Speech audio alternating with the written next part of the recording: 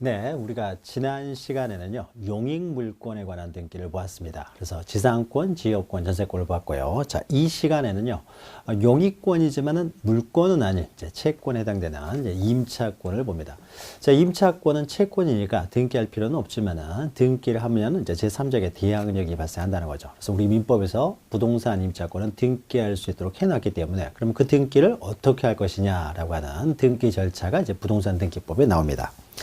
자, 우리 앞에서 용익물권에 관한 내용도 보았지만요. 대부분 다 민법적인 내용이에요. 그래서 민법적인 내용을 가지고 여러분들이 이해하시면 되고, 다만 우리 등기법적인 내용으로 이제 신청을 할 때 그 신청서 기재사항, 즉 신청 정보, 그 중에서도 필요적 신청 정보 잘 기억하시면 됩니다. 신청 정보가 정해지면은 그에 따른 증명 서류가 첨부서면으로 당연히 딸려오기 때문에요. 신청 정보만 잘 기억하시면 됩니다. 자, 임차권은 여러분 민법 시간에 많이 한 거죠. 그래서 차임을 지급하고 그 부동산을 사용 수익할 수 있는 권리를 우리 임차권이라고 한다는 거죠. 자, 넘기시면 동그라미 2번 이제 등기하면 제3자에게 대항할 수 있다라고 민법에 규정되어 있으니까 그 등기 절차가 우리 부동산 등기법에 나와야 되겠죠. 자, 3번은 주택임대차보호법상 내용이 나오는데요. 자, 이것은 여러분 안 보셔도 되고요. 나중에 우리 여러분이 주택임대차보호법이랄지 상가임대차보호법을 보면은 거기에 임차권 등기명령 제도가 나옵니다. 자, 그 내용은요, 여러분이 주택임대차보호법, 상가건물임대차보호법을 공부하셔야 또 이해할 수 있는 내용이 되기 때문에 그것을 우리가 심화 강의 시간에 할 거예요. 자, 우리가 다루고 있는 용익권 또 뒤에서 하게 될 이제 저당권 이런 것들은 다 민법을 바탕으로 해서 공부를 하기 때문에 여러분이 민법 시간에 지식들을 가지고 있어야만 볼 수가 있는 거죠. 그래서 여러분들이 민사특별법에서 집합건물법을 공부를 하셔야 우리 집합건물 등기를 할 수가 있고, 또 주택임대차보호법, 상가건물임대차보호법을 하셔야 또 등기법 내용을 이해할 수 있기 때문에요. 이것은 심화 강의 시간에 하도록 하겠습니다. 4번은 민법에 있는 내용이죠. 건물 소유 목적 토지 임대차 같은 경우에는 건물에 토지에 대한 임차권 등기를 하지 않아도 건물 등기를 하게 되면은 토지 소유자와 건물 소유자가 다르다. 그러면 보통 일반적으로 토지에 대한 임차권이 있다라고 외부에서 인식할 수가 있으니까요. 건물에 대한 등기만 해도 임차권에 대해서 대항력을 갖는다라는 것이죠. 그러니까 민법의 내용이고요. 자, 먼저 우리 등기법적 내용과 관련돼서 양가리 2번 보시면 이제 신청 정보, 이게 중요하다고 했죠. 그래서 이 중에서도 이제 필요적 신청 정보에서요. 임대차는 유상 계약입니다. 그래서 반드시 그 사용 대가, 그 차임이 이제 필요적 신청 정보로 제공이 돼야 됩니다. 그래서 차임이 필요적 정보가 됩니다. 세 번째 줄 보시면요. 그런데 예외적인 것인데 이것은 뭐 중요한 건 아닙니다. 차임은 필요적 정보예요. 그러나 보증금은 필요적 정보가 아니죠. 보증금 없는 임대차는 얼마든지 가능하기 때문에 있으면 적지만 없으면 적을 필요는 없는 거죠. 그래서 차임은 필요적 정보이면서 보증금은 필요적 정보가 아닙니다. 그런데 예외적으로요. 세 번째 줄 보시면 차임을 지급하지 않고 보증금만 지급하는 그 채권적 전세요. 자, 채권적 전세 같은 경우에는 전세금, 목돈만 한번 들어가고 월세를 주지를 않죠. 그러면 이건 채권적 전세가 될 텐데, 채권적 전세는 차임을 지급하지 않기 때문에 이런 경우는 예외적으로요. 그 전세금, 보증금이 되겠죠. 그 보증금을 이제 등기할 수가 있습니다. 보증금을 등기하게 되는데, 자, 이것은 예외적인 현상이니까요. 그냥 차임은 필요적 사항이다라고 기억하시고 보증금은 임의적 기재사항이다. 이렇게 일단 원칙적인 내용 기억하시면 됩니다. 자, 동그라미 2번 보시면요. 단기 임대차, 민법에 나오죠. 그래서 처분권이 없는 사람이 임대를 할 때는 이게 단기 임대차라고 하는 거죠. 그럼 단기 임대차는 기간 제한이 되잖아요. 그래서 단기 임대차인 경우에는 단기 임대차, 그래서 처분 능력 권한이 없다라는 취지를 이제 기록하라는 거죠. 즉 단기 임대차인 경우에는 단기 임대차를 신청 정보로 제공하라는 겁니다. 가장 중요한 것은 차임이 되고요. 그 밑에 이제 임의적 신청 정보, 적어도 그만, 안 적어도 그만인 거죠. 그래서 먼저 동그라미 1번 보시면 존속기간이 있는데요. 이 존속기간은 모든 권리의 등기에 있어서요. 존속기간은 다 임의적 정보라고 했죠. 존속기간을 정하지 않았으면요. 당사자들이 언제든지 해지 통고를 할 수가 있죠. 민법에 의해서요. 해지 통고에서 해지가 될 수가 있기 때문에 존속기간은 없어도 됩니다. 또 임대차 기간은요. 불확정 기간, 이용구 무한으로도 가능한 거죠. 전세권만 최장 기간에 제한이 있죠. 10년이라는. 그리고 지상권, 지역권 임차권은요, 최장 기간 제한이 없습니다. 그래서 이용구 무한, 불확정 기간으로도 가능하다. 자, 이것을 민법 시간에 공부하시는 거죠. 자, 그 다음에 2번 차임은 필요적 정보이지만 차임의 뭐 지급 시기 이런 것들은 뭐 임의적 정보예요. 차임을 지급 시기가 없으면요, 말일날 지급하면 되는 거죠. 말일날. 따로 정함이 없으면요, 말일날 지급한다. 이것이 민법에서 정해지잖아요. 그래서 임의적 정보고요. 그러니까 민법과 다른 어떤 특약사항이 있으면 그것은 이제 신청 정보를 제공하지만은 뭐 민법과 다른 특약사항이 없으면 민법으로 정해지기 때문에 필요적 정보는 아니다. 특히 3번 잘 기억하셔야 됩니다. 보증금은 임의적이요. 보증금 없는 임대차가 가능하기 때문에 차임은 필요적, 보증금은 임의적이다. 이렇게 보시면 되는 거죠. 그래서 우리가 앞에서 배운 것 중에서요, 지상권에 있어서 지료는 임의적이에요. 그러나 전세권에 있어서 전세금은 필요적이죠. 전세금 없는 전세는 존재할 수 없으니까요. 그리고 4번 보시면은 임차권의 양도나 전대에 대한 임대인의 동의가 있는 때는 이를 기록합니다. 그래서 임차권의 양도랄지 임차물의 전대 같은 경우는 임대인의 동의가 필요한 거죠. 그래서 동의가 있었을 경우에는 동의가 있다라는 것도 제공을 합니다. 동의가 있었으니까 이제는 자유롭게 임차권을 양도, 전대할 수가 있게 되겠죠. 자, 이 중에서 가장 중요한 거는 보증금은 임의적이라는 거 잘 기억하시면 됩니다. 자, 그리고요, 넘기시면요, 임차권 신청 정보만 기억하시면 되고, 임차권을 이전할 수도 있죠. 이것은 소유권 유예 권리 이전 등기이기 때문에 다 부기 등기로 하게 되겠죠. 그래서 임차권을 양도할 때는요, 갑이 소유자, 임대인이고, 을이 임차인이고, 을이라는 사람이 임차권을 병에게 양도한다. 그러면 이제 양도인과 양수인 두 사람의 합의에 의해서 양도가 되는 거죠. 그래서 양도인과 양수인의 공동 신청에 의해서 이전 등기가 되겠죠. 이때 이전 등기는요, 소유권 유예 권리의 이전 등기니까 이제 부기 등기로 하겠죠. 임차권의 계속 동일성을 유지하면서 이전이 되기 때문에 때는 부기 등기로 하게 되는 것이죠. 자, 그래서 1번 보시면은 양수인이 등기 권리자, 양도인이 등기 의무자가 돼서 공동 신청한다는 것이고, 그 다음에 2번 보시면은 부기 등기 형식으로 한다. 이 정도만 보시면 됩니다. 또 임차권 이전 등기 신청도 어떻습니까?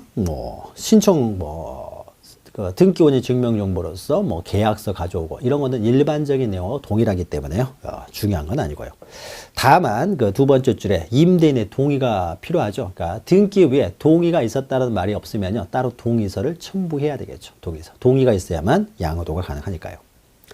그리고 양가로 4번에서는요, 임차권 등기 명령에 의한 임차권 등기인데, 자, 이것은 주택임대차보호법, 상가건물 임대차 보호법을 여러분이 공부하셔야 이해할 수 있는 내용이기 때문에 이것은 심화 강의 시간에 하도록 하겠습니다. 그래서 이것은 넘어가시고요. 자, 그 다음에 임차권 등기는 이 정도로 정리하고, 그 다음에 담보권 등기입니다. 담보권. 자, 용의권에서 한 문제 정도 나오고요. 용의권 중에서도요, 임차권은 그렇게 자주 나오지는 않습니다. 주로 지상권, 지역권, 전세권에서 많이 나오고요. 그리고 자, 담보권에서도 한 문제 정도 나오는데 담보권은 다 저당권이죠. 일반적으로 다 저당권입니다. 그래서 저당권과 관련해서 한 문제 정도 나오는데요. 이 저당권에 관한 내용도 여러분들이 민법 시간에 공부를 하시니까 민법의 지식을 가지고 풀시면 되는데, 다만 이제 등기법적인 내용 몇 가지만 좀 추가하시면 됩니다. 자, 저당권이라는 것은요, 돈을 빌려주고 어떻습니까? 돈 못 받았을 때, 돈 못 받으면은 그 담보로 잡고 있는 부동산을 경매해서 우선 변제를 받을 수 있는 권리죠. 결국 저당권이라는 건 경매할 수 있는 권리죠. 처분할 수 있는 권리라는 거죠. 그러니까 사용 수익은 하지 않죠. 사용 수익은 하지 않지만은 결국 처분해 버릴 수 있는 권리, 경매할 수 있는 권리라는 거죠. 자, 채권을 담보하기 위해서 부동산에 갖는 담보권, 이걸 저당권이라고 하는 거죠. 자, 개념은 여러분 민법 시간에 다 공부하셨으니까 네 번째 줄 보시면요. 자, 우리가 지분은 매매가 가능하다라고 했어요. 지분이 매매가 가능하다는 것은 경매도 가능하다. 경매가 가능하니까 저당권의 객체가 될 수가 있죠. 그래서 지분에 대해서는 저당권 설정이 가능합니다. 그러나 부동산의 일부요. 부동산의 일부는 매매가 안 되죠. 매매가 안 되니까 경매도 못하고, 경매 안 되니까 저당권의 목적이 될 수가 없는 것이죠. 자, 그러면은 저당권에 있어서요, 우리 이제 등기법적인 내용으로 이제 저당권 설정 신청서를 쓸 때요, 설정서 쓸 때 필요적으로 들어가야 될 이제 신청 정보의 내용입니다. 자, 필요적 정보에서요, 동그라미 1번 보시면, 자, 저당권은요, 채권의 존재를 전제로 하죠. 이게 부종성이죠. 채권이 없으면은 저당권도 존재할 수가 없으니까요. 그래서 반드시 채권액을 적습니다. 자, 채권액을 적는데요. 저당권의 목적이 되는 채권은요, 반드시 금전 채권일 필요는 없는 거죠. 그래서 금전 채권일 필요는 없어요. 요거 먼저 기억하시면 됩니다. 금전을 목적으로 하지 아니하는 채권을 담보로 할 수 있다는 거죠. 그런데 등기부에는 경매가 됐을 때 얼마를 가져갈 것인지 이게 나와야 되기 때문에요. 금전을 목적으로 하지 않은 경우에는 그 금전을 목적으로 하지 않은 채권의 그 금전 평가액을 적습니다. 평가액. 그러니까 금전으로의 평가액. 그래서 채권액을 적고 채권액이 만약 금전 채권이 아니면 그 채권의 평가액을 적습니다. 그러니까 금전이 아닌 채권도 금전 채권을 목적으로 하는 것이 아닌 경우에도 저당권의 목적이 될 수가 있다는 거죠.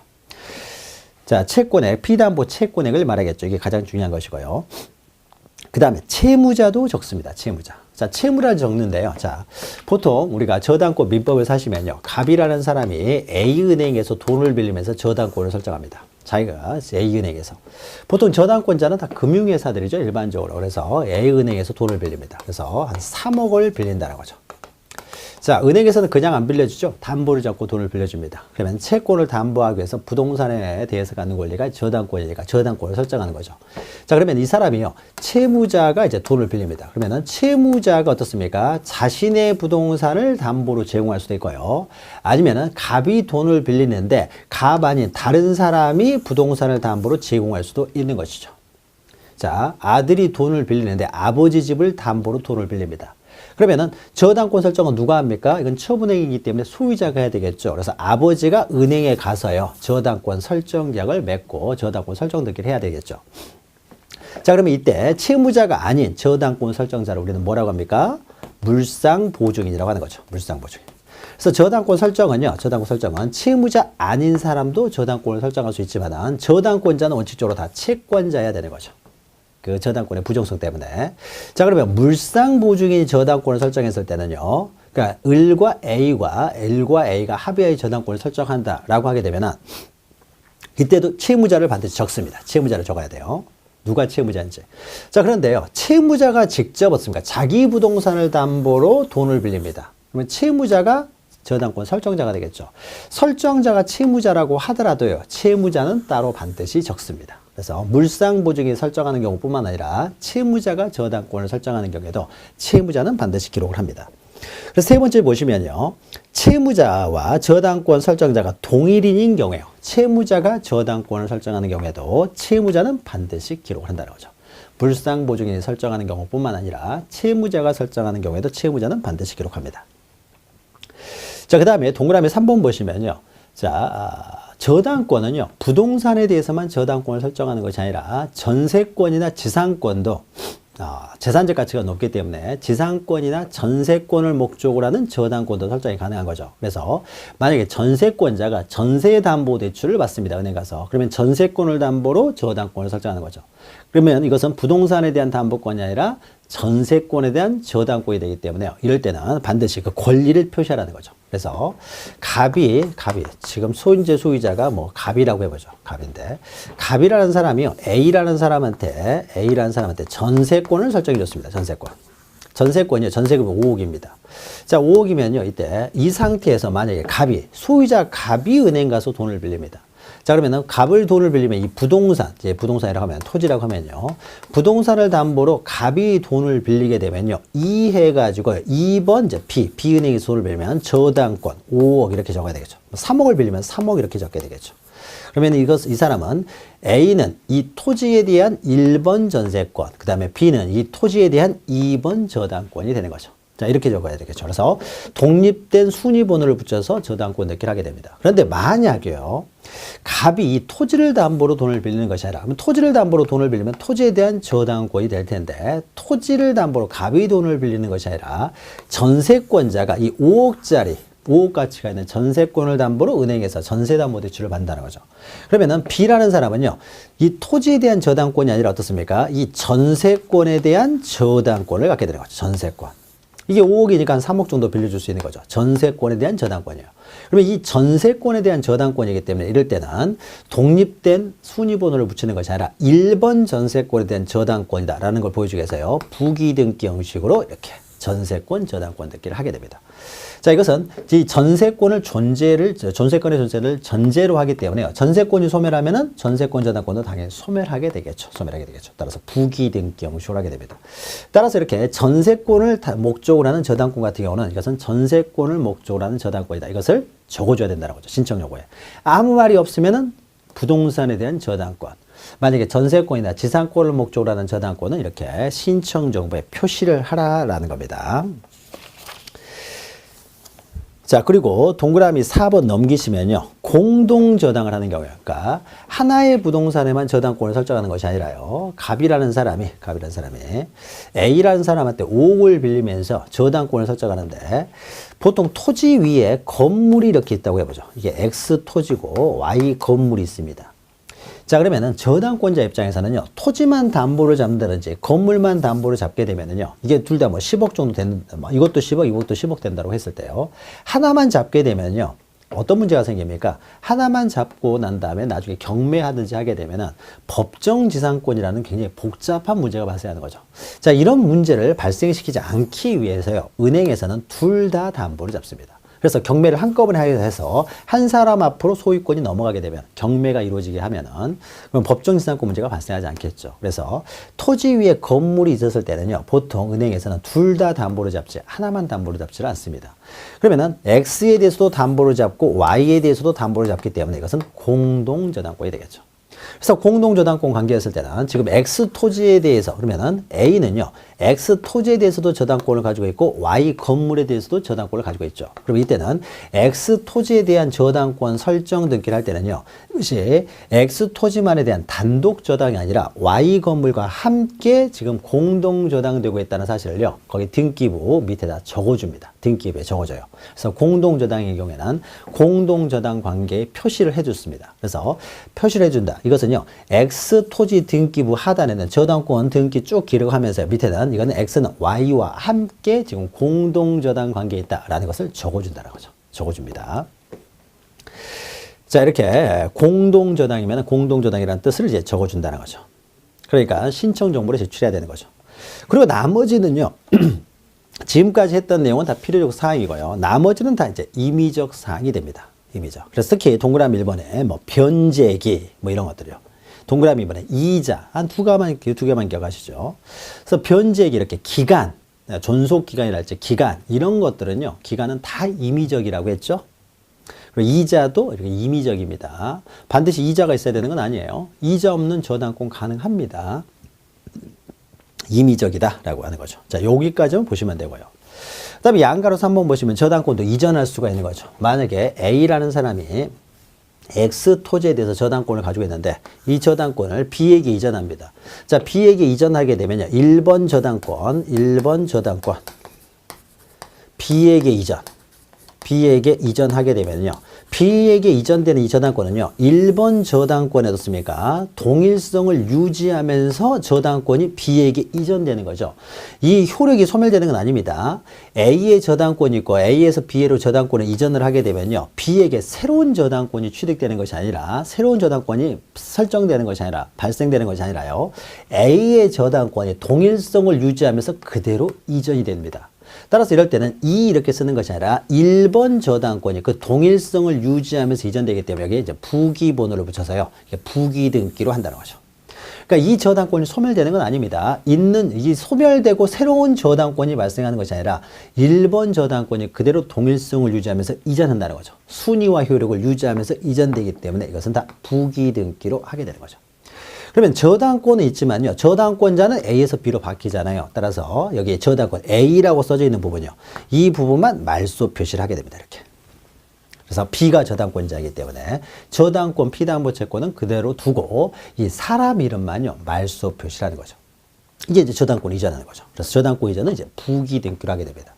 자, 부기 등기로 하게 되는데요. 전부를 이전할 때는 이렇게 합니다. 전부를 이전할 때는 그냥 전부를 이전하면 되는데 만약에 A라는 사람이요. B라는 사람한테 자기가 갑이 가지고 있는 채권 5분의 1, 즉 1억만 이전할 수도 있겠죠. 1억만. 자, 1억만 이전하면 저당권도 얼마만 이전되겠습니까? 5분의 1만 이전되겠죠. 자, B에게 5분의 1만 이전이 되면 5분의 1만 이렇게 이전이 됩니다. 그러면 어떻습니까?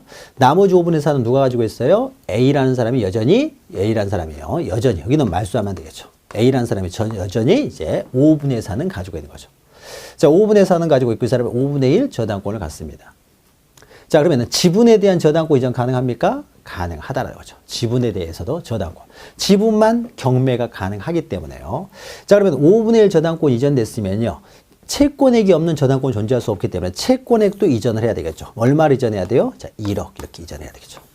그러니까 채권액과 저당권 항상 세트로만 부종성 수반성에 의해서 함께 가야 되기 때문에 일부의 저당권을 이전할 때는 일부에 해당하는 채권액도 반드시 함께 이전이 돼야 돼요. 채권은 없이 저당권의 그 지분만 이전될 수는 없는 것이죠. 자, 그래서요. 동그라미 1번 보시면 저당권의 이전 등기를 신청하는 경우에는 저당권이 항상 채권과 같이 이전해야 돼요. 저당권만 이전할 수 없으니까 채권과 항상 함께 이전된다는 뜻을요. 신청 정보의 내용으로 등기소에 제공을 해야 된다는 거죠. 해야 됩니다. 채권과 저당권은 분리될 수가 없으니까요. 자, 2번 보시면 채권의 일부를 양도. 자, 대위 변제는 좀 어려운 내용이니까 좀 넘어가시고요. 자, 일부를 양도. 자, 일부 양도가 봐. 이게 일부 양도죠. 채권을 일부 양도할 때는 저당권도 일부가 이전되는 거죠. 그래서 자, 채권의 일부 양도로 인한 저당권의 이전 등기라는 경우에는 그 일부 양도의 목적인 채권액을요, 제공을 해야 되는 거죠. 채권액을 적어야 돼요. 그러니까 일부를 양도할 때는 채권액을 적어야 되고요. 그리고 3번 보시면은 소유권 유예 권리 이전 등기니까 동일성을 유지하면서 이전되기 때문에 언제나 부기 등기를 하는 거죠. 부기 등기. 소유권을 이전하는 등기는 어떻습니까? 소유권을 이렇게 이전할 때는요, 이 권리는 소멸하게 되고 새롭게 의리 권리를 취득하는 거죠. 이 권리를 만약에 4월 1일 날 이전 등기를 하게 되면 4월 1일부터 의리 소유권을 취득하는 것이죠. 새롭게 권리를 취득하는 거예요. 그러니까 새롭게 권리를 취득하는 것이기 때문에 이것은 부기 등기를 할 필요가 없는 거죠. 그래서 소유권 이전 등기는 언제나 주등기, 소유권 이외의 권리 이전 등기는 언제나 부기 등기를 한다는 거죠. 자, 그 다음에 4번 보시면은요, 저당권의 변경 등기인데요. 이 변경 등기는요, 우리가 다음 시간에요, 실체관계, 그러니까 기입 등기가 끝난 다음에 이런 기입 등기죠.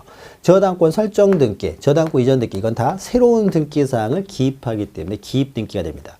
이 기입 등기가 된 이후에요, 일부가 실체관계에 불일치하게 되면 이제 변경 등기를 하게 되는데 그 변경 등기의 내용은요, 우리가 다음 시간에 할 거예요. 다음 시간에. 4장에서 이제 하게 됩니다. 근데 변경 등기와 관련돼서는 이거 하나만 기억하시면 돼요. 동그라미 2번 보시면요. 종래의 건물에 대한 저당권의 효력은 법률의 특별한 규정이나 설정 행위에 다른 약정이 없으면 당연히 증축된 현정 건물에 미치므로 증축된 부분에 저당권 효력을 미치게 하는 주제 변경 등기를 할 필요는 없다. 이 의미는 뭐냐면요. 자, 갑이 소유하고 있는 상태에서요. 자, 이 건물이라고 해보죠. 건물. 이 토지가 아니라 이제 건물입니다. 자, 건물이면요. 저당권 효력은 어떻습니까? 그러니까 표제부가 있겠죠. 여기에 이제 표제부가 있는데요. 표제부가 있는데 저당권은요. 종물 또는 부합물에도 저당권 효력이 당연히 미치는 거죠. 그러니까 원래 있던 건물에요. 종물이라든지 뭐 이제 부합물이 더 이상 부합물. 그러니까 이렇게 되겠죠. 부합물이라는 게 이렇게 되겠죠. 원래는 이 건물이 2층 건물이었어요. 2층 건물. 그러니까 2층 건물이라고 표제부에 나오겠죠. 근데 이 건물을 증축을 해서 3층 건물로 만들었습니다. 근데 이게 독립성이 없어요. 그러니까 2층 그 음식점이었는데 한 층을 더 올려가지고 음식점을 3층짜리 음식점을 만들었다는 거죠. 그러니까 이건 2층짜리 음식점 건물이요. 3층짜리 하나의 음식점 건물이라고 하지 이것을 두 개의 건물이라고 하지는 않습니다. 그러니까 증축된 이 부분은요. 원래 있던 이 건물에 부합이 되는 거죠. 그러니까 전체적으로 이게 하나의 건물입니다. 하나의 건물. 자, 그러면 이 저당권 어떻습니까? 부합물에도 당연히 효력이 미치기 때문에요. 부합물까지 당연히 경매가 가능한 거죠. 경매가 가능합니다. 부합물까지. 경매가 가능하니까요. 당연히 민법의 규정에 의해서 부합물까지 당연히 저당권 효력이 미치기 때문에요. 만약에 표제부를요. 2층에서 3층으로 변경 등기를 했습니다. 변경 등기를 하게 되면 당연히 A의 저당권은 3층까지 당연히 미치는 것이지 이 저당권에다가 여기 저당권 등기에다가 이거는 2층짜리가 3층까지 이제 미친다라고 해서 2층을 뭐 3층까지 미친다라고 이렇게 변경 등기를 할 필요가 없다라는 겁니다. 하지 않아도 민법에서 당연히 효력이 미친다라는 거죠. 그래서 자, 두 번째 줄 오른쪽부터 보시면 됩니다. 증축된 부분은 당연히 저당권 효력이 민법에서 미치기 때문에요. 저당권의 효력을 미치게 하기 위해서 변경 등기를 굳이 할 필요 없다. 저당권 변경 등기를 할 필요가 없다는 거예요. 표제부는 변경을 해야 되겠죠. 2층에서 3층으로 변경을 하게 되면 당연히 효력이 미치기 때문에 저당권 부분까지 변경 등기를 하지 않아도 된다는 겁니다. 요거 하나 좀 기억하시면 되고요. 그 다음에 양가로 5번 넘기시면은요, 저당권이 이제 말소 등기입니다. 자, 말소 등기도요, 저당권이, 피담보 채권이 소멸하게 되면은 당연히 저당권은, 말소 등기 없이도 소멸하는 것이죠. 소멸합니다. 자, 그러나, 채권자, 소유자 입장에서는요, 다시 뭐 은행 가서 융자를 빌리려면 이 등기를 빨리 말소하는 게 좋은 거죠. 그랬을 때 그 말소 등기 절차입니다. 그러니까 민법에서는 말소 등기 없이도요, 저당권은 당연히 소멸하는 거예요. 그래서, 갑이 소유하고 있는 상태에서 이 사람이 소유자입니다. 소유자가 설정자예요. 설정자의 상태에서 을앞으로 저당권이 설정됐어요. 저당권자고 이 사람이 한 5억 저당권을 가지고 있습니다. 자, 그러면요, 갑이라는 사람이 5억 원을 모두 변제하게 되면 저당권은 당연히 소멸하는 거죠. 그래서 등기부에 을앞으로 등기가 있다고 하더라도요, 지금 을앞으로 등기부가 을앞으로 저당권 설정 등기가 5억으로 돼 있다고 하더라도 5억을 변제하면 이 등기는 당연히 무효인 등기가 되는 거죠. 실체관계에 부합하지 않아서 당연히 무효인 등기가 되는 거죠. 좀 빨리. 무효인 등기가 되는 거죠. 지금 소유자는 갑이면요, 갑 앞으로 되는 거죠. 자, 그러면 이때예요, 만약에. 그래서 갑과 을이 공동 신청해서, 그러니까 빨리 말소가 되어야 또 어떻습니까? 갑이라는 사람은 이 물건 팔 때 어떻습니까? 소유권을 넘길 때, 이 5억 원으로 저당권 등기가 됐으면요, 매매대금에서 5억 원을 공제하고 살려고 할 거 아니에요. 공제하고 살려고 할 테니까요, 빨리 말소를 할 필요가 있는 거죠. 그래서, 그럼 말소를 할 때는 어떻게 하느냐? 갑 말만 듣고 말소는 할 수 없으니까, 이 등기의 말소도요, 갑과 을. 근데 말소할 때는 갑이 등기 권리자, 을이 등기 의무자가 돼서 공동으로 신청해야 된다는 거죠. 그래서 동그라미 1번 보시면요. 두 번째 줄을 보시면은, 저당권 설정자, 소유자가 이제 등기 권리자가 돼서 이제 공동 신청한다는 거죠. 그리고 밑에는요, 만약에 공동 신청하려고 하는데 이 사람이 돈을 받아가지고 5억을 받고 그냥 떠나버렸어요. 어디로 갔는지 모릅니다. 그럼 공동 신청인데 어떻습니까? 을이 어디 있는 줄 알아야 어떻습니까? 공동 신청할 거 아니에요. 그리고 만약에 을이 어디 있는 줄 알아야 이 사람이 등기 절차에 협조하지 않았을 때 갑이 을을 상대로 승소 판결을 받아서 단독으로 말소를 할 수 있을 거 아니에요. 공동 신청이라고 하더라도 일방이 등기 절차에 협조해 주지 않으면은 이제 승소 판결을 받아서 단독으로 신청할 수 있는데, 근데 어디 있는지를 모르기 때문에 소송도 제기를 못 해요. 근데 이걸 빨리 말소를 해야 어떻습니까? 제값받고 팔 수가 있는데 현실적으로 말소하기가 어렵다는 거죠. 자, 그러면은 이럴 때는 예외적으로 갑이라는 사람이 혼자 와서 말소를 할 수 있느냐? 갑이 을한테 5억 원을 변제했다라는 뭐 영수증 가지고 와서 바로 말소할 수 있느냐?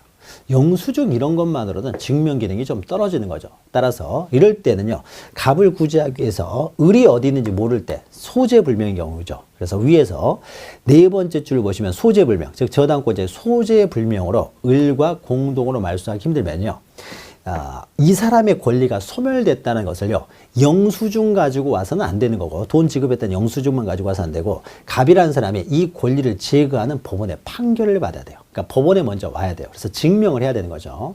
원래 공동신청인데 일방이 등기 절차에 협조해 주지 않으면 승소 판결문을 가지고 와야 단독으로 신청할 수 있듯이, 그럼 여기서는 을이 어디 있는지 몰라가지고 승소 판결을 못 받을 때는요, 이럴 경우에는 을 빼고 갑이 법원에 가서 소송을 제기하는 방법이 있어요. 그걸 재권 판결이라고 합니다. 그래서 갑이 법원에 찾아가가지고 영수증 이런 거 다 들고 가가지고 내가 돈을 다 갚았는데 이 사람이 어디 있는지 몰라서 말소를 못하고 있습니다. 이 권리를 제거해주는 판결 좀 해주세요 라고 법원에 요구를 합니다. 그럼 법원에서요, 여러 가지 갑이 가져온 서류를 보면서 그러면 네 말이 맞는 것 같다 해가지고요, 이 권리를 제거하는 판결을 내려줍니다. 그걸 재권 판결이라고 해요. 그러니까 권리를 제거하는 판결. 그럼 권리가 제거됐다, 이것이 소멸됐다라는 이제 판결문을 가지고 왔잖아요. 판결문을 가지고 왔으니까 갑이 단독으로 말소를 할 수가 있습니다.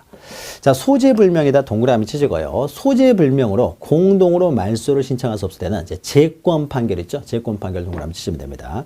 재권 판결을 받아서 이 판결문 들고 오면은 단독으로 말소를 신청할 수 있다. 자, 요거 하나 기억하고요. 그 다음에 2번하고 3번인데 이것은 여러분 아마 민법 시간에도 공부하셨을 텐데요.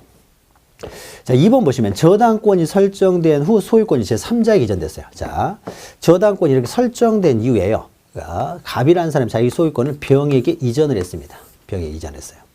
자, 병에게 이전되면은요. 자, 그러면 병은요. 만약에 X 토지가 시가가 만약에 10억이라고 해보죠. 그러면 시가가 10억이면요. 이 5억 원의 저당권이 설정돼 있더라 이거죠. 그럼 병이라는 사람은 얼마 주고 삽니까? 보통 여러분이 병이라면은 이걸 공제하고 5억만 지급하는 게 일반적이죠. 그리고 이 5억을 내가 직접 갚는 거죠. 그러니까 이 5억 원의 융자금을 내가 인수하고 5억만 지급하고 산 다음에 내가 직접 5억을 갚는 거죠. 보통 이렇게 사죠. 만약에 내가 10억을 다 주고 샀을 경우에 10억을 다 주면은요, 갑이 을한테 돈을 갚아야 되는데, 갑이 만약 을한테 돈 안 갚아버리면 어떻습니까? 안 갚고 10억 갖고 도망가 버리면요. 그럼 결국 이 사람 돈 못 받았기 때문에 저당권 유지가 되고요. 근데 결국 어떻습니까? 돈 못 받게 되면 을이라는 사람이 경매에 들어오는 거죠. 경매 안 당하려면 병이 또 5억을 또 줘야 되는 거죠. 이게 부담이 5억이 더 생기기 때문에요. 보통은 이걸 공제하고 어떻습니까? 지급하는 게 일반적이에요. 자, 그런데 병이 10억을 다 지급했다고 해보죠. 병이 10억을 다 지급했으면 5억은 누가 변제해야 됩니까? 정상적인 사람이라면 갑이 변제를 하게 되겠죠. 그래서 갑이요, 을에게 변제를 했습니다. 자, 갑이 변제를 하게 되면요. 그러면은 이 돈을 다 받았기 때문에 이 등기는 이제 무효인 등기가 되겠죠. 무효인 등기. 자, 무효인 등기가 되니까요. 그러니까 말소를 하고 싶겠죠. 그러면 말소를 할 때요. 병이라는 사람은 소유자죠. 현재 소유자. 현재의 소유자이기 때문에요. 소유권, 내가 소유권을 가지고 있는데 무효인 이 등기를 통해서 내 소유권이 방해를 받고 있죠. 처분할 때 이만큼 공제될 가능성이 있잖아요. 그래서 병은 당연히 을을 상대로 어떻습니까? 소유권에 기한 물권적 청구권으로서요. 당연히 그 말소를 청구할 수가 있습니다. 그래서 병과 을이 공동으로도 말소를 할 수가 있어요. 소유권에 기한 물권적 청구권을 행사할 수가 있는 거죠. 그럼 갑은 어떻습니까? 소유권을 상실했기 때문에 더 이상 소유자가 아닌 거죠. 그러니까 갑은 을을 상대로 소유권에 기한 말소등기 청구를 할 수는 없죠. 소유권에 기한 말소등기를 청구를 할 수는 없습니다. 다만 소유권에 기한 말소등기를 청구하지는 못하지만 갑과 을이 저당권 설정계약의 당사자였죠. 그래서 갑도 이 저당권 설정계약의 당사자로서 갑도 을을 상대로 말소등기를 청구할 수가 있다는 거죠. 자, 병은 당연히 소유권에 기한 말소등기 청구가 당연히 가능할 것이고요. 갑도 을을 상대로 말소를 요구할 수 있다는 거죠. 자, 그러니까 이 말소는 어떻습니까? 이 말소는 병과 을이 공동으로 말소할 수도 있고요. 또 갑도 을과 공동으로 말소를 할 수가 있다라는 것이죠. 요거 기억하시면 됩니다. 자, 그래서 저당권 설정 등기 후 소유권이 제3자에게 이전. 자, 소유권이 제3자에게 이전. 이거 기억하시면 돼요. 소유권이 제3자에게 이전된 경우에는 자, 저당권 설정 설정되죠. 설정 당시에 소유자와 저당권자가 공동으로 말소 등기를 신청할 수도 있고요. 제3취득자, 즉 현재의 소유자죠. 현재의 소유자도 저당권자 공동으로 말소를 신청할 수도 있다. 즉 병은 당연히 말소를 신청할 수가 있습니다. 공동으로 현재 소유자로서. 그런데 갑도 저당권 설정 계약의 당사자로서 갑도 가능하다라는 걸 좀 기억하시면 되고요. 자, 밑에 3번은요, 근저당권 이전인데 일반 저당권도 마찬가지입니다. 그래서 근 여기다가요, 이렇게 가로 이렇게 쓰면 돼요. 근저당권. 일반 저당권도 마찬가지고, 근저당권도 마찬가지입니다. 자, 여기서는 우리가 앞에 했었던 것은 소유권이 이전된 경우인데요. 만약에요, 갑이 소유자인 상태에서요, 저당권자가 바뀌었을 때 생각해보죠. 갑이 소유자인 상태에서 저당권이 이전됐어요. 자, 을에게서 일해가지고 을 앞으로 저당권이 이제 5억으로 되어 있는 상태에서요. 을이 정에게 저당권을 이전했습니다. 정에게 이전. 자, 그러면은 저당권 이전됐기는 어떻습니까? 부기등기로 하게 되겠죠. 그러면 더 이상 을은 저당권자가 아니죠. 정이 저당권자 되니까. 이렇게 되겠죠. 말소 표시를 합니다. 자, 이 상태에서요. 그러면 갑이라는 사람이 이제 현재 소유자가요. 돈을 이제 갚습니다. 자, 돈을 갚을 때 누구한테 갚아야 돼요? 채권자는 누구죠? 정이 채권자죠. 정이. 채권을 이전했을 거 아니야. 저당권 이전됐다는 건 채권도 함께 이전된 것이니까 정이 채권자죠. 그러니까 갑이 어떻습니까? 정을 상대로 돈을 갚아야 되겠죠. 정을 상대로 돈을 갚은 다음에 어떻습니까? 이 정을 상대로 갚은 다음에 정이 지금 저당권자이기 때문에 이 말소는요. 갑과 정이 공동으로 말소를 합니다. 갑과 정이. 자, 갑과 정이 갑이 정한테 돈을 변제를 하면서 갑과 정이 공동으로 저당권 등기를 말소를 해야 되는데 자, 이때 부기등기를 말소했다 해보죠. 부기등기. 부기등기를 말소해봤자 어떻습니까? 주등기가 살아있으면 갑한테 의미가 없는 거잖아요. 갑이 돈 갚았으니까 저당권을 없애야 될 텐데 부기 등기만 말소에 대해서는 의미가 없는 거죠. 따라서 갑과 정이 공동으로 말소를 하대요. 어떤 등기를 말소시켜야 되냐? 주등기의 말소를 신청합니다. 주등기의 말소를 신청을 한다는 거죠. 신청해서 말소를 합니다. 자, 그러면 주등기가 말소가 됐어요. 그러면은 이 부기등기의 전제가 된 주등기가 말소가 됐기 때문에 부기등기는 어떻습니까? 존재 가치가 사라졌죠. 따라서 이것은 직권으로 말소를 하게 됩니다. 직권으로. 자, 그러면은 갑과 정이 공동으로 신청할 때 등기는 어떤 등기를 말소시킵니까? 주등기의 말소 등기를 신청해야 된다는 거죠. 부기등기만 말소해서는 의미가 없으니까요. 자, 그 이야기입니다. 자, 보죠. 근저당권이 이전된 후, 자, 저당권이 이전된 후 저당권에 말소하는 경우에, 저당권이 이전된 후에 저당권을 말소하는 방법입니다. 자, 이럴 때는요, 근저당권이 이전된, 근저당권은 저당권을 읽어도 됩니다. 이전된 부기등기의 말소 등기를 신청하는 것이 아니라, 이 부기등기의 말소를 신청하는 것이 아니라요, 주등기인 그 설정등기의 말소를 신청하면 된다는 거죠. 예. 신청은 누구랑 하겠습니까? 갑과 정이 공동 신청하는 거예요. 을은 아무 상관이 없으니까 갑과 정, 돈 받을 사람은 갑이기 때문에 갑이 돈 받고 공동으로 신청을 하되 주등기의 말소를 신청한다는 거죠. 자, 그러면 부기등기는 직권으로 말소가 된다. 이거 좀 기억하시면 돼요. 부기등기는 직권으로. 주등기의 말소를 신청한다. 자, 그래서 소유권이 이전된 이후에 저당권의 말소를 어떻게 하느냐. 또는 저당권이 이전됐을 때 저당권 말소를 어떻게 하느냐 하는 내용이죠. 요거 좀 기억하시면 되고요. 자, 그 다음에 저당권의 종류로서의 공동저당이죠. 공동저당. 공동저당 우리가 앞에서 잠깐 설명드렸지만 하나의 부동산을 담보로 설정하는 것이 아니라 두 개 이상의 부동산을 담보로 설정하게 되면 이제 공동저당이 되는 거죠. 공동저당이 됩니다. 자, 공동저당의 그 종류만 보시면 되는데 오른쪽에 반가로 2번 보시면 창설적 공동저당과 반가로 3번 보시면 추가적 공동저당이 있는데요. 자, 갑이라고 하는 사람이 A 앞으로 저당권을 설정하는데요. 자, 저당권을 한 5억을 빌리면서 저당권을 설정하는데 자기가 소유하는 X 부동산과 Y 부동산 두 개의 부동산을 담보로 제공합니다. 자, 그러면 이게 공동저당이 되겠죠. 그러면 이때 공동저당을 할 때요. 공동저당을 할 때 처음부터 동시에 저당권을 설정을 합니다. 자, 그러면은 이것은 X나 Y는 모두 어떻습니까? 저당권 설정 계약에 따른 저당권 설정 등기를 하기 때문에 일괄 신청이 가능하죠. 일괄 신청. 한꺼번에 신청이 가능하잖아요. 그래서 일괄 신청을 했어요. 자, 일괄 신청을 하면 신청서에 어떻습니까? 동일한 신청서에 X, Y의 저당권이 설정되기 때문에 신청서가 동일하기 때문에요. 접수 시각, 접수 번호가 모두 동일하게 나오겠죠. 그래서 이 부동산의 저당권과 이 부동산의 저당권은요, 접수 일자나 접수 번호가 동일하게 되겠죠. 그러니까 접수 번호, 접수 일자, 그 다음에 등기 원인도 동일하겠죠. 일괄 신청을 하기 때문에. 자, 이런 것들을 우리는 창설적 공동저당이라고 합니다. 처음부터 등기 원인, 등기의 원인 일자, 접수 번호가 모두 동일한 공동저당권을 창설적 공동저당이라고 합니다. 자, 그래서 거기 보시면요, 1번 보시면 처음부터 수개의 부동산에 대한 권리를 목적으로 설정하는 저당권을 말해요. 그러니까 창설적 공동저당은요, 옆에다 적어 놓으세요. 이것은 그러니까 등기 원인이 동일하겠죠. 등기 원인. 그 다음에 그렇습니까? 등기 원인 일자도 동일하겠죠. 원인 일자. 그 다음에 같이 신청을 하기 때문에 접수 번호도 동일하겠죠. 접수 번호. 등기 원인 일자. 그 다음에 접수 번호. 이제 다 동일한 거죠. 자, 이렇게 모두 동일한 저당권을요, 우리는 창설적 공동저당이라고 합니다. 이게 동일이라고 하는 거죠. 동일. 자, 그 다음에요, 밑에 추가적 공동저당은 뭐냐면요, 먼저 X에 대해서 일괄 신청을 한 게 아니에요. 일괄 신청을 한 게 아니라는 거죠. X에 대해서 먼저 저당권을 설정한 이후에요, 추가적으로 Y를 또 신청을 했습니다. 저당권을. 이걸로는 부족하다고 해서 추가적으로 저당권을 설정을 했다는 거죠. 자, 이것을 이제 추가적 공동저당을 합니다. 자, 추가적 공동저당을 했을 때는 어떻습니까? 등기 원인 일자를 할 때 접수 번호가 동일하게 안 나오겠죠. 동일하지 않습니다. 이것이 동일하지 않다는 거죠. 동일하지 않다. 추가적 공동저당은 동일하지 않게 됩니다.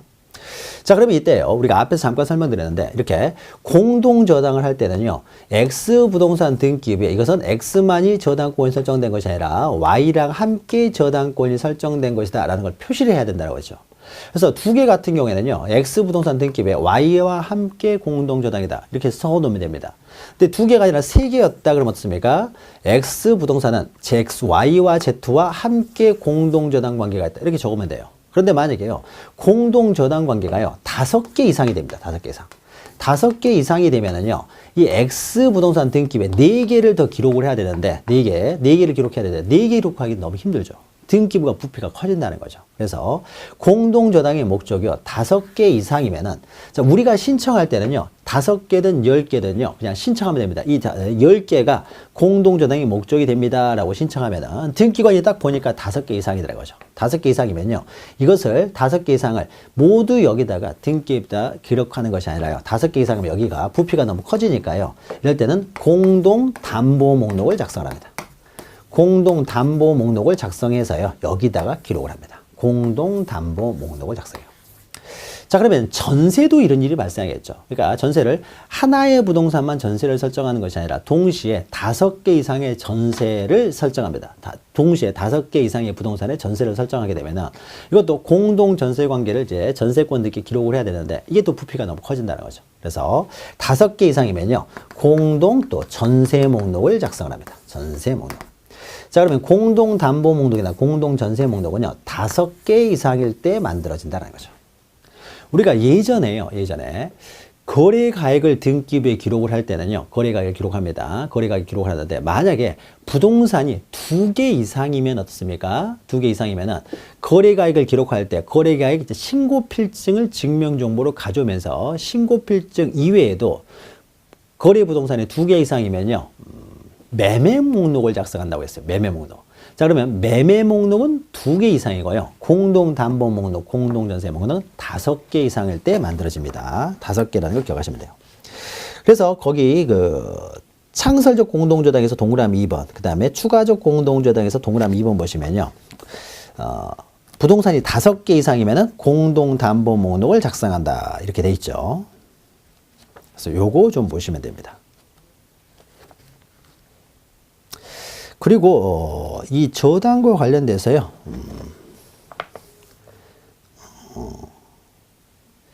합병과 관련돼서 나중에 하죠. 나중에 합병과 관련된 내용에 대해 이건 합병 나올 때 하도록 하겠습니다. 등기 원인일자 접수번호가 동일하면은 창설적 공동저당, 이게 동일하지 않으면은 이제 추가적 공동저당이 됩니다. 합병에서요, 창설적 공동저당 관계는 합병이 가능한데 추가적 공동저당 관계는 이게 다르기 때문에 합병이 안 된다는 것인데, 나중에 지적법에 합병할 때 설명드리도록 하겠습니다. 자, 그러면은 공동저당과 관련돼서 이거 기억하시면 돼요. 자, 추가적 공동저당, 창설적 공동저당 개념하고 그 다음에 공동담보 목록은 5개 이상일 때 작성을 한다라고 기억하시면 돼요. 그 다음에 넘기시면 또 저당권의 특수한 모습으로요, 근저당권이라는 게 있는 거죠. 자, 근저당권은요, 채권액이 특정되어 있지 않은 거죠. 장래 얼마가 될 줄 모르는 그 채권액을 담보로 해서 저당권을 설정하게 되면은 이때는 근저당권이 되는 거죠. 개념은 여러분들이 민법에서 공부하셨으니까 신청 정보만 보죠. 그래서 반갈 1번 보시면은 필요적 신청 정보에서요, 이것은 보통의 저당권이 아니라 근저당권이다. 보통의 저당권이 아니라 근저당권이다 해서 근저당권이라는 뜻을 줬고요. 자, 그 다음에 채권액 대신에 뭘 적겠습니까? 채권 최고액을 적게 되겠죠. 그리고 채무자는 또 따로 적습니다. 그래서 채권액 대신에 이제 채무자를 적게 되는 거죠. 그리고 나머지는 다 임의적이다 보시면 돼요. 특히 뭐 동그라미 2번의 존속기간 이런 건 다 임의적이라는 거죠. 근저당권 관련돼서는요, 그 저당권 설정해가지고 밑에 보시면 그 표가 하나 있고요. 밑에 보시면요, 주 해가지고 있죠. 특히 요거 중요합니다. 만약에 채권 최고액을 적을 때는요, 채권자가 한 사람 아니라 여러 사람입니다. 채권자가 여러 사람이면요, 이 사람의 채권 최고액은 얼마냐, 이 사람 채권 최고액은 얼마, 이 사람 채권 최고액은 얼마, 이렇게 구분하여 적질 않아요. 우리가 등기부를 보고 우리가 이 갑으로부터요, 을이라는 사람의 물건을 사려고 합니다. 자, 그러면 이때는 물건을 살 때 어떻습니까? 이 부동산 가액에서요, 그 채권 최고액을 공제하는 거죠.